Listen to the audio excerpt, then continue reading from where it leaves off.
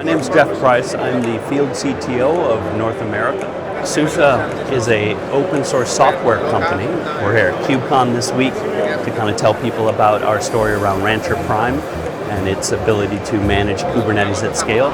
We have integrations with edge solutions, storage solutions, with Longhorn, integrations with virtualization, SUSE AI, a whole bunch of things we're doing here to bring solutions to people.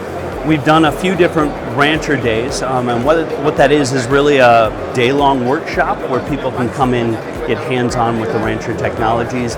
We're using Instruqt to deliver this whole session, a guided session where you've got labs that you can run through, spinning up that infrastructure. You know, even using open source, it's a lot of work, being able to maintain the connections and provision to multiple backends.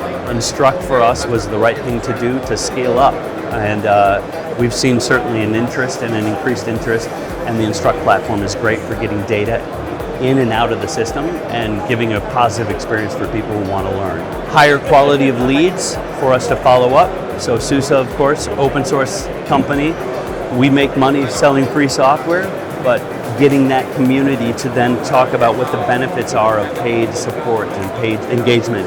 It's been a great thing to have quality leads coming out of the Instruqt platform. People have been stopping by the booth after the Rancher Day. They said they really appreciated the engagement and the way the content was shared. So I think that also speaks largely about the Instruqt platform and how we're using it. What we've seen as we're trying to help people learn our technologies is there are different kind of learners.